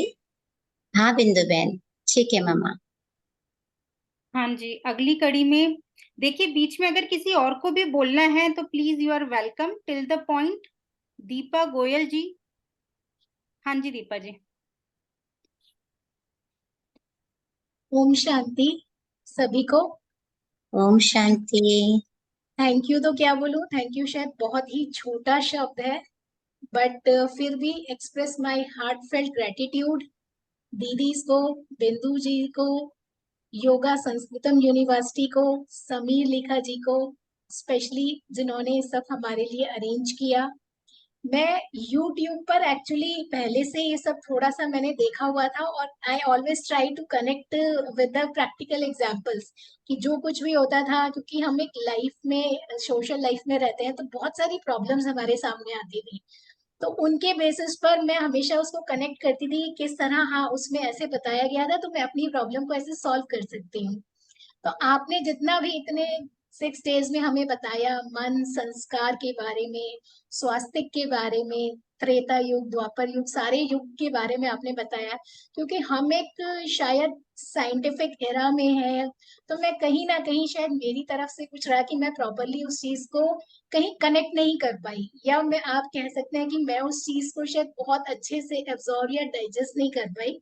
बट आपकी जितनी भी टीचिंग्स हैं, जितनी भी लर्निंग्स हैं, मैं आपकी सारी यूट्यूब वीडियोस को, रिकॉर्डिंग्स को वापस से एक बार सुनूंगी, और फिर से उनको कोशिश करूंगी कि आपने जितनी भी लर्निंग्स दी हैं, जितनी भी टेक्निक्स आपने सिखाई हैं, जितने भी एग्जाम्पल से आपने समझाया है, उनको मैं वापस से उस तरीके से कनेक्ट कर पाऊँ।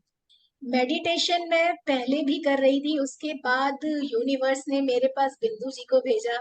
बिंदु जी मुझे इस लेवल से इस लेवल पर लेकर आई, लेकिन जब आप उसके थ्रू मेडिटेशन और किया, वो भी बिंदु जी के जरिए से आप तक पहुंचे, तो फिर शायद मैं एक किस लेवल पर पहुंच गई हूँ मेडिटेशन में, वो तो मेरे लिए मतलब अब मैं एक्सप्लेन नहीं कर सकती उस चीज को। बिंदु जी जानती हैं मेरे क्या क्या एक्सपीरियंस होते हैं मेडिटेशन में। But thank you so much for giving us this opportunity. Thank you so much for opening the doors for the spirituality and the inner peace. Thank you so much. Om Shanti. Thank you. Okay, ओम शांति। दीपा बहन, ये पढ़ाई है ना, एक दिन में तो समझ में वैसे भी नहीं आती, और आपने बहुत अच्छी बात कही कि दोबारा सुनेंगे, पढ़ेंगे, कहीं ना कहीं कमी हमारी तरफ से भी रह जाती है। ये बात आपने बिल्कुल सही कही। ठीक, okay. Thank you, thanks a lot Deepa ji. आपका मुझे पता है आत्मा और परमात्मा को अब आप एनर्जी से बहुत अच्छे से कनेक्ट कर पाते हैं। तो और आप एक बहुत ज्यादा छोटे बच्चे हैं जिसको आगे जानने की लगी रहती है। तो मुझे पता है इस जर्नी में आप अब आगे बढ़ते जाएंगे। Thank you. Please I request everyone, जिसको भी इस कोर्स से, क्योंकि सभी को कुछ ना कुछ अच्छा लगा है, मैसेजेस मिलते रहते हैं, तो प्लीज मिश्रा जी, अतुल जी जो हैं, और भी नाम, लक्ष्मी जी, सुनीता शर्मा जी, जो जो कि मुझे मैसेज आए हैं, प्लीज आप में से जो भी लगता है, या जो भी इस वक्त है आपको कोई भी चीज जो आपने इस कोर्स से पिक करी है, या जो भी आपकी फीलिंग्स आप शेयर करना चाहते हैं। कोई नमस्ते भी मैडम। दीदी नमस्ते। मिश्रा जी। हाँ जी। नमस्ते भैया।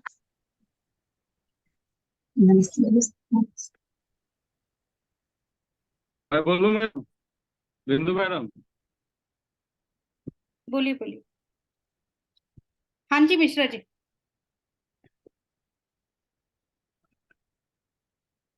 सभी लोगों को प्रणाम। और एक नया अनुभव तो जरूर रहा है ब्रह्मा कुमारी में जो मैंने बताए। मैं इस चीज में तो बहुत शुरू से रुचि रहा है, और जैन धर्म के बारे में किताब से पढ़कर कुछ ज्ञान प्राप्त किया, क्या ज्ञानता ही दुख का कारण है।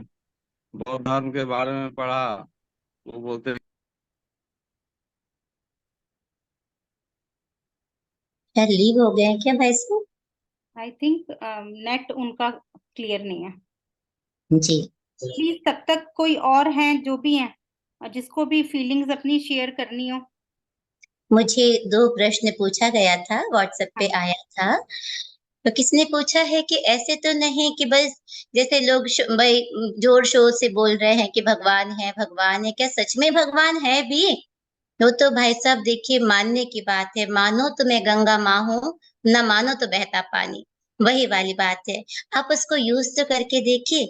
आप जब यूज करेंगे तो आपको लगेगा कि हाँ सच में वो है, और वो ही हमको एनर्जी दे रहा है। इसीलिए कहा कि आप कुछ दिन उनकी बातों को, उनकी मुरली को कुछ दिन और सुनकर देखिए, क्योंकि इसमें ना आपके मन में भी कोई क्वेश्चन होगा, उन सब चीजों का उत्तर मिल जाएगा आपको, तब लगेगा कि हाँ सच में परमात्मा इस धरा पर है। ऐसे नहीं कि भाई वो एक स्क्रिप्ट, ठीक है भाई ये भी लोगों ने कह दिया इसलिए हमने मान लिया, ये कल्पना।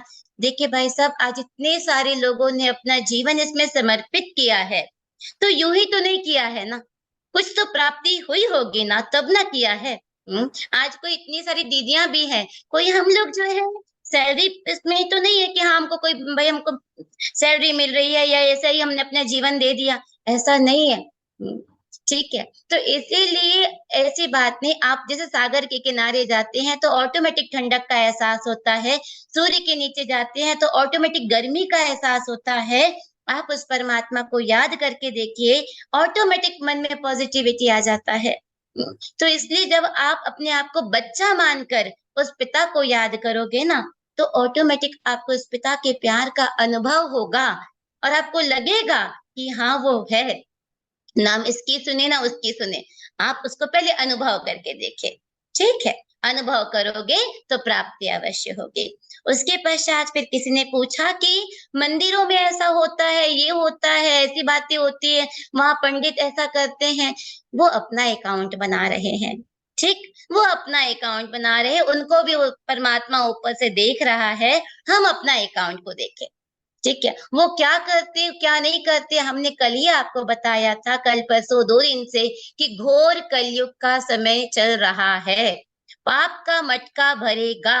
और आप जो पूछ रहे हैं कि क्या ये बिजनेस है, सच बताऊं तो अब ये बिजनेस का ही रूप ले चुका है। तो इसीलिए कौन क्या कर रहा क्या नहीं कर रहा, वो उनका अकाउंट। आपको परमात्मा को याद करना, ये आपका अकाउंट। ठीक है, तो इसीलिए हम इस पे ना जाएं कि कौन क्या करता, उस मंदिर में क्या होता, इतने पैसे आते, वो पैसे कहाँ जाते हैं? वो जो कर रहा है वो चित्रगुप्त या धर्मराज ऊपर बैठा वो सब देख रहा है ना। तो इसीलिए आप तो बस जो धन कमा रहे हैं वो दुआओं वाला धन कमाए, जैसे कि कल के लेसन में आपको बताया था कि धन से अन्न आएगा, अन्न से मन बनेगा, और उससे हमारे तन को असर होगा। बाकी वो पैसा कहाँ जाता क्या जाता, इन सब चीजों में हम क्यों अपना माथा भारी करें? ठीक है, इसके लिए तो भगवान पर छोड़ दे आप, हमको अपना कर्म श्रेष्ठ करना है, इस बात पर आप विशेष ध्यान रखें। ठीक है, ओम शांति। हाँ जी, हाँ बिंदु बेन। हाँ जी मिश्रा जी, आपने कुछ कहना है? आपका एक्चुअली आपका नेट क्लियर नहीं है, देखिए एक बार देखते हैं नेट क्लियर है कि नहीं। हाँ जी।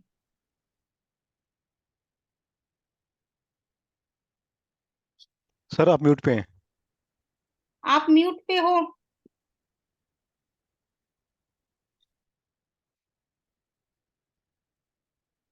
कोई बात नहीं, आप स्पॉटलाइट अभी इनसे हटाइए, फिर तब तक आप बोलिए समीर ना। अगर कोई और है प्लीज, हमें बहुत अच्छा लगेगा अगर सब अपनी अपनी फीलिंग्स बताएंगे, कोर्स से आप क्या टेक अवेज लेके जा रहे हैं। आई थिंक पहले ऑडियंस को दे लेते हैं एक बार। हाँ जी। सो एनीबॉडी कैन अनम्यूट, आप लोग अनम्यूट कर सकते हैं अपने आप को, कोई भी अगर बोलना चाहता है तो।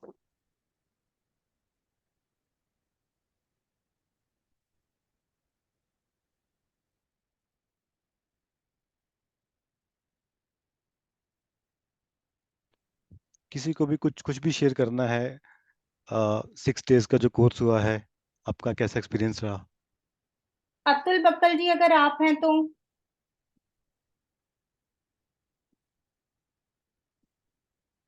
अदरवाइज समीर आप प्लीज। मैं समीर जी के बारे में भी बताना चाहूंगी, ये भी बाबा के 1 साल के बच्चे हैं और 23 ईयर प्लस इनका ये एक्स CTO है। 23 ईयर्स का इनका IT का एक्सपीरियंस है और अभी अपना खुद का बिजनेस कर रहे हैं। तो आप लोगों को इनसे भी अच्छा सुनने को मिलेगा। प्लीज आप अपना एक्सपीरियंस बताइए और आप please go ahead. Thank you बिंदु। ओम शांति दीदी। ओके, फर्स्ट ऑफ ऑल मैं एक्चुअली दीदी लोग का थैंक्स करना चाहूँगा, जिन्होंने 6 days का कोर्स करवाया है हमें, और इतने अच्छे तरीके से प्रेजेंटेशन कंटेंट दिया है, और जो डिलीवरी दी है तो वो तो काफ़ी अमेजिंग थी। मैंने कई जगह और भी सुना है, यूट्यूब में मैंने अटेम्प्ट करा है 6 days का या 7 days का कोर्स करने का, बट मैंने इस तरह का कंटेंट, इस तरह की प्रेजेंटेशन कहीं और नहीं देखी। तो रियली दीदी आप लोगों को बहुत बहुत कॉन्ग्रेट्स ऑन दिस, कि इतने अच्छे से आप लोगों ने कंटेंट प्रिपेयर करा है, आपकी टीम ने प्रिपेयर करा है, और इतने अच्छे से आपने डिलीवर करा है, और मेरे हिसाब से सभी को ये काफ़ी बेनिफिट मिला होगा। दूसरा, मैं अपना एक्सपीरियंस बताना चाहूँगा कि जैसे मैं लास्ट 1 year पहले यहाँ पर मैंने ज्वाइन करा था विज्ञान नगर में, तो ये ज्ञान मैंने मतलब पहले कभी नहीं सुना था, और ये इतना मेरे को डिफरेंट लगा और लॉजिकल लगा कि जैसे अपना खुद का परिचय, हम आत्मा हैं, तो ये अपने आप में महसूस करना ही एक डिफरेंट फीलिंग रहती है, कि आप शरीर से अलग होके आप एक पॉइंट ऑफ लाइट हो, जिसका स्थान कहाँ है रहने का, जो जिसकी प्रॉपर्टीज क्या हैं, तो ये फीलिंग ही बहुत डिफरेंट होती है। और कैसे हमारा परमात्मा भी ज्योति स्वरूप है, और फिर हम आपस में कैसे कनेक्ट करते हैं, जो कि दीदी ने मेडिटेशन टेक्निक्स में बताया गया है। तो अपने आप में ये ज्ञान बिल्कुल ही डिफरेंट था, जो कि आज तक मैंने कभी नहीं सुना था और ना समझा था। तो मैंने अब लास्ट के 1 year में समझने की भी काफ़ी कोशिश करी है, और कैसे हमारी जो 7 प्रॉपर्टीज रहती हैं, जो हम सुख, शांति, प्रेम, आनंद, ज्ञान, और पवित्रता, तो ये सब हमारी ओरिजिनल प्रॉपर्टीज हैं, और ये हमें पता भी नहीं होता है। सो जब हमें ये ज्ञान मिल जाता है, तो हमारे लिए बहुत इजी हो जाता है, आई थिंक, लाइफ को प्रोसीड करना, क्योंकि अ, हम अपने डेली रूटीन में इतना खो जाते हैं, और अगर हमारे पास ये ज्ञान रहता है और हम इसको कॉन्टिन्यूसली ध्यान में रखते हैं, इम्प्लीमेंट करते हैं, तो हमारी लाइफ की क्वालिटी काफ़ी अच्छी हो जाती है। क्योंकि कौन सा ऐसा मनुष्य है जो कि दुखी रहना चाहता है, जो कि अज्ञानी रहना चाहता है, जो कि सुखी नहीं रहना चाहता। तो हर एक बंदे को वो सिर्फ वो सब चाहिए। तो ये अगर हमें ज्ञान मिल जाता है, तो ये ज्ञान यूज करके हम अपनी लाइफ की क्वालिटी काफ़ी अच्छी इम्प्रूव कर सकते हैं। और इस पे फोकस ये है कि बाबा जो ज्ञान देते हैं, इसमें अपने ऊपर इम्प्रूवमेंट करना है, इसमें दूसरे को इम्प्रूव नहीं करना होता। तो मेरी मेरी मेरी एक्सपीरियंस तो ये है, और मेरे को रियली बहुत अच्छा लगा है लास्ट के 1 year से। और डेफिनेटली ये बैलेंस करना बहुत ज़रूरी है। एक तरफ आप ज्ञान लेते हो, दूसरी तरफ आपको धारणा भी करनी है। तो इसका बैलेंस, मतलब मैं तो ट्राई कर रहा हूँ और करता रहूँगा। तो यही मेरा एक्सपीरियंस रहा है मेरे हिसाब से।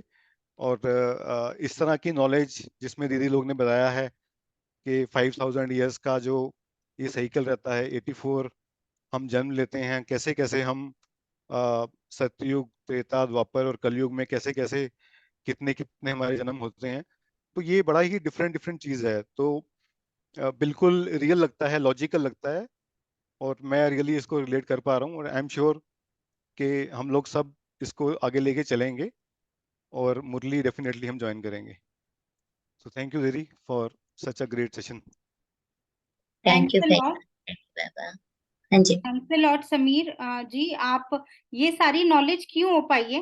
बिकॉज ये विश्वविद्यालय है जहां पर ऐसा है कि दीदी ने बताया ना, एक दिन की भी छुट्टी नहीं है।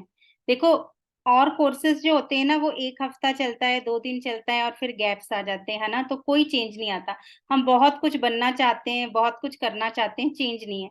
यहाँ चेंज क्यों है, जो कि दीदी ने बताया, आगे भी बताएंगी, क्योंकि इसमें दीदी प्लीज आगे आप कंटिन्यू करके बताइए कि इसमें क्या मस्ट है और क्या बेनिफिट्स हैं। डेली आपने मुरली करनी है, आपका कॉपी पेन साथ में होना चाहिए, और चेंजेस साथ साथ दिखते हैं आपको। जो आप अपनी टू डू लिस्ट बनाते हो सेल्फ चेंज की, वो इस यूनिवर्सिटी को ज्वाइन करके आपकी एक एक टिक होके अकम्प्लिश होती जाती है। इसके अलावा भी प्लीज यहाँ पे और भी बहुत लोग जुड़े हुए हैं, जिसे भी राकेश भैया, हाँ जी। राकेश भैया कुछ कहना चाहते हैं, अनम्यूट करें राकेश भैया, राकेश कपूर भैया, अनम्यूट करें। जी भैया। हाँ जी, नमस्कार। नमस्ते भैया, नमस्ते। मेरे लिए थोड़ा सा मतलब आपके ये 7 डेज का कोर्स में काफी चीज आई फील से कि मेरे को लर्न किया मैंने, जी बट भैया। मैं बहुत ही न्यू हूँ जी इन सब चीजों से। और मुझे भावना एंड संजय इंद्राजोग ने इंट्रोड्यूस करवाया था।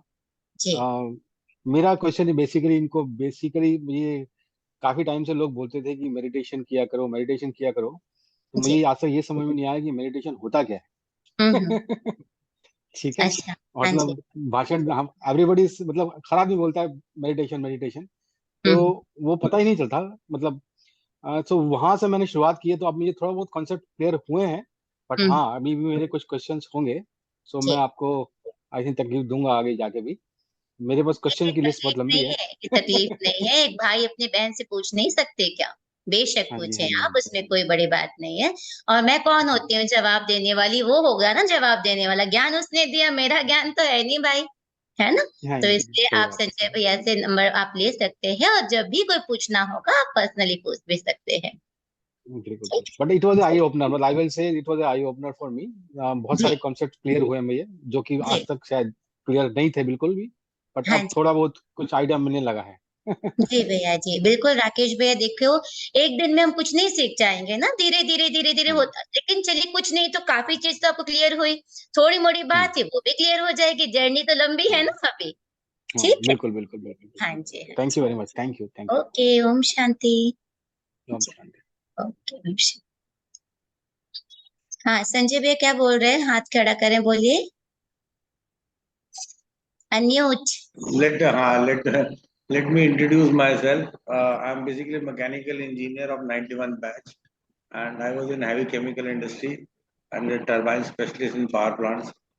तो 17 साल मैंने नौकरी करी और 18 साल मैंने अपना बिजनेस भी किया है।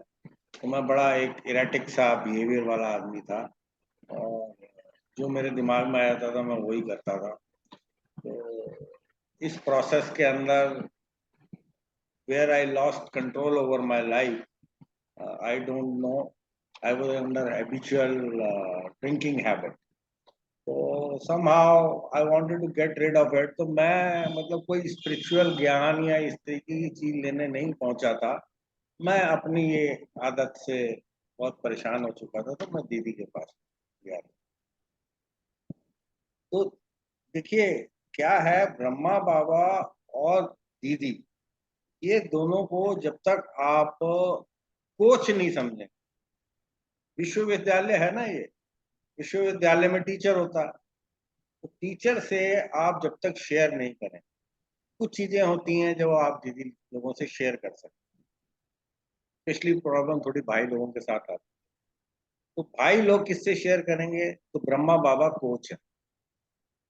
आप उनसे रेगुलरली, जैसे जो संबंध आपका है, पिता का संबंध, ये हमें गरिमा दीदी ने प्रैक्टिस करवाई कि आप पूरे दिन में क्या करते हो वो ब्रह्मा बाबा को बताना है,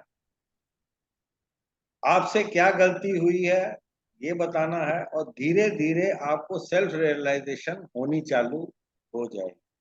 तो मेरा भी अभी ये जो नए लोग हैं उन लोगों को यही एक सजेशन है कि दीदीज should be considered as coach and teacher, and Brahma Baba is ultimate coach. पर इनसे ऊपर शिव बाबा हैं, तो शिव बाबा की वाणी होती है।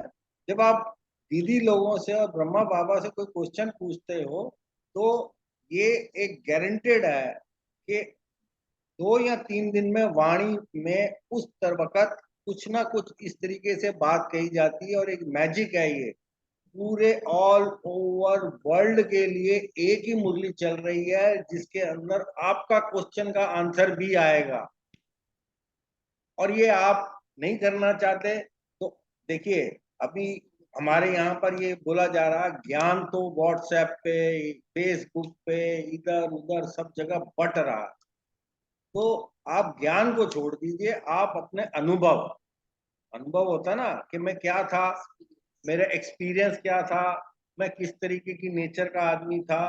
जब आपके अनुभव बढ़ते चले जाएंगे आपका विश्वास भगवान की तरफ बढ़ता चला जाएगा। कपूर साहब इस चीज का जवाब मैं आपको दे सकता था, लेकिन मैंने इसलिए नहीं दिया कि जब तक आपको खुद एक्सपीरियंस नहीं होगा कि भगवान कौन है और क्या है तो तब तक मजा नहीं है। मैं बोलूँ भगवान है तो ठीक है भाई, क्या है, आप तो जैसे सारी दुनिया बोल रही है, लेकिन इसमें मैं आपको यहाँ की गारंटी ये देता हूँ कि यहाँ आपको अनुभव भी होगा, और प्राप्ति प्राप्ति क्या होता है कि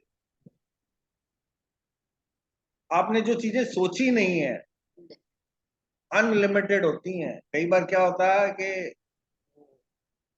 बड़ा लंबा चल जाएगा, अब मैं अब यहाँ पर क्लोज करता हूँ, बट आप इनको दीदी लोगों को कोच मान के चलिए। और इसमें एक चीज और है कि अगर आपके साथ कोई बुरा व्यवहार करता है तो आप उसकी रिपोर्ट ब्रह्मा बाबा को कर सकते हो,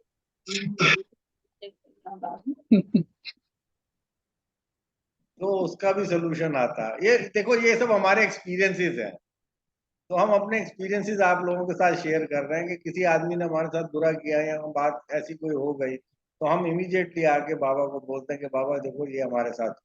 तो you know that you have to surrender in front of God. जब तक आप अपने IQ इंटेलेक्चुअल लेवल और हाई लेवल पे बात करेंगे तो कुछ नहीं होने वाला। इसीलिए कहते हैं अनपढ़ आदमी भगवान को पा जाता, पढ़ा लिखा नहीं पाता, वो पूछता ही रहता है ऐसा क्यों है, ऐसा कैसे है, वैसा कैसे है। एक अनपढ़ आदमी को बोलो भगवान है, वो बोलता हाँ है, बस इतने में ही पार हो जाता। और इसीलिए जो औरतें होती हैं वो जल्दी ही इस चीज को कैच करती हैं, क्योंकि उनमें सरेंडरिंग पावर बहुत ज्यादा बचपन से ही डाल दी जाती है। क्योंकि उनको सरेंडर पति के सामने भी करना है, उनको सरेंडर ससुराल में भी करना है, तो इनबिल्ट करेक्टर होता है उनका। चलिए थैंक यू। बहुत बढ़िया सच्चा अनुभव बताया आपने अपनी लाइफ का भैया। सही कह रहे थे आप कि भगवान तो भावना का भूखा है ना, भाव से भजता जो उसको उस जन का बेड़ा पार है। तो भावना तो रखनी पड़ेगी ना, और जब रखेंगे तो फायदा अपने को ही होना है, किसी और को नहीं। ठीक है, अच्छा। बहुत बहुत थैंक्स संजय भैया। ये हम सभी जितने भी ज्वाइनीज हैं, देखिए उन्होंने कितने अच्छे एग्जांपल्स देके बताया है कि हमें भगवान से हम किसी भी लेवल पे और किसी भी चीज के लिए कनेक्ट करके खुद में चेंजेस ला सकते हैं। थैंक यू भैया, बहुत अच्छा एनलाइटन किया आपने। दीदी प्लीज आप बताइए, आप लीजिए आप। हम पहले भी जैसे कि आपको बता रहे थे कि ये 7 दिन का कोर्स, मैंने आपको पहले ही बताया, एक ट्रेलर है ना? अभी तो मूवी बाकी है, बहुत कुछ हमको सीखना है।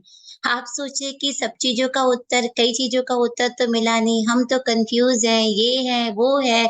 आपको सब चीजों का उत्तर मिल जाएगा, कुछ दिन आप जुड़कर देखिए, मिरेकल होगा। और ये बात सही है कि ये भल मुरली रेगुलर माउंट आबू से आ रही है, लेकिन इस मुरली में हर एक का समाधान, चाहे वो कोई चाहे वो कोई बुजुर्ग हो, चाहे कोई बच्चा हो, चाहे कोई जवान हो, चाहे वो सरेंडर टीचर हो, हर एक को वो इसमें रिचार्ज कर देता है। तो इसीलिए इसको हम इतनी ही इज्जत दे और इसको पढ़ाई की तरह पढ़ेंगे, घोटेंगे, तो ये हमारे जीवन को बदल देगा। सच में एक मिरेकल हो जाएगा, जादू हो जाएगा। ठीक है। अच्छा, ओम शांति। अब यहीं पे वाइंड अप करते हैं। 2 मिनट परमपिता परमात्मा को याद करते हैं। और किसी को कुछ कहना है? बाकी लोगों को किसी को कुछ कहना हो तो भले रुके। अच्छा, आपको कहना है, बोलिए। संजय भाई, क्या बोलना है? बोलो बोलो। अनम्यूट अनम्यूट कर लीजिए संजय भाई। अनम्यूट कीजिए। हाँ हाँ दीदी, हम तो बड़े टेढ़े आदमी थे। आप एक गाना चलता है, प्यार की डोर में बांध लिया तूने, हाँ। स्नेह और प्यार की डोर में बांध स्नेह लिया। प्यार की तुझसे बाबा बांधी है जीवन डोर। हाँ, वो उस पे अगर आज मेडिटेशन करा दो, ये नए बच्चों को समझ में आए कि हमने क्या रिलेशन मेंटेन किया उनके साथ।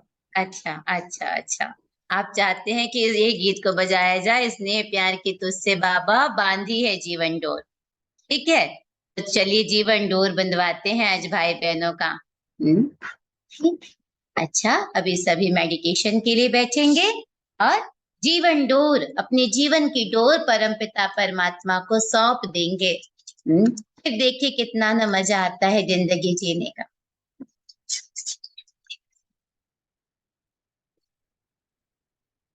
चलिए बाबा को याद करते हैं।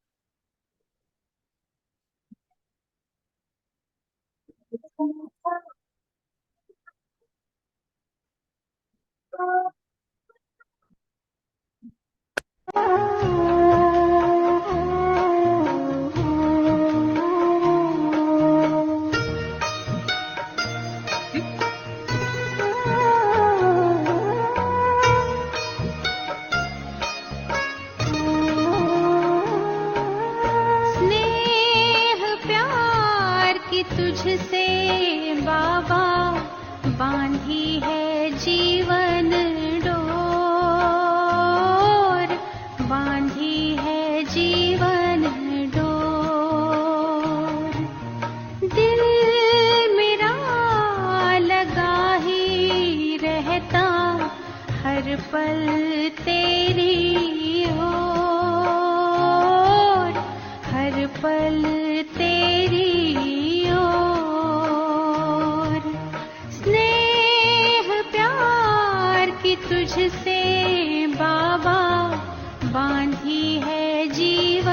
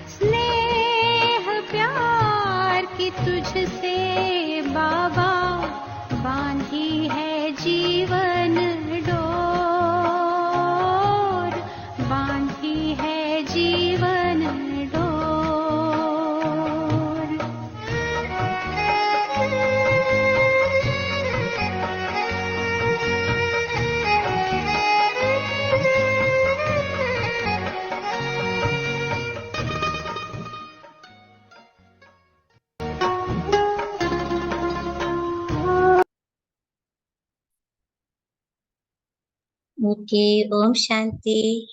ओम शांति। गुड नाइट आप सभी को। जो भी नए हैं, आप जिनके भी आप संपर्क से इस लिंक को आपने प्राप्त किया है, तो मॉर्निंग मुरली का भी लिंक आप उनसे ले सकते हैं, क्योंकि कोर्स तो आप कर ही चुके हैं, आप बाबा के बच्चे भी बन गए, तो आपको ये अधिकार प्राप्त होता है कि कल से आप बाबा की मुरली सुन सकते हैं। ठीक है, तो आपके जिससे भी आपने ये लिंक को लिया है और आप यहाँ पर जुड़े हुए हैं, आप उनसे जो मॉर्निंग मुरली क्लास होने वाली है उसका लिंक आप ले सकते हैं। ठीक है, मेरा अच्छा, तो ओम बिल्कुल ये शांति। सजेशन है इस चीज पे आगे की जर्नी सबको। के लिए आपको बहुत सारी शुभकामनाएं। सच में आप बाबा का हाथ और साथ ऐसा पकड़ कर रखे, जीवन डोर पक्का वाला बांध ले। ठीक है, एक बाबा दो जाना को ये बात पक्का कर ले। इन्हीं शुभकामनाओं के साथ आप सभी को शुभ रात्रि। ओम शांति। ओम शांति। ठीक है राकेश भैया, जुड़ना है आगे भी। चले गए। चलिए, ओके।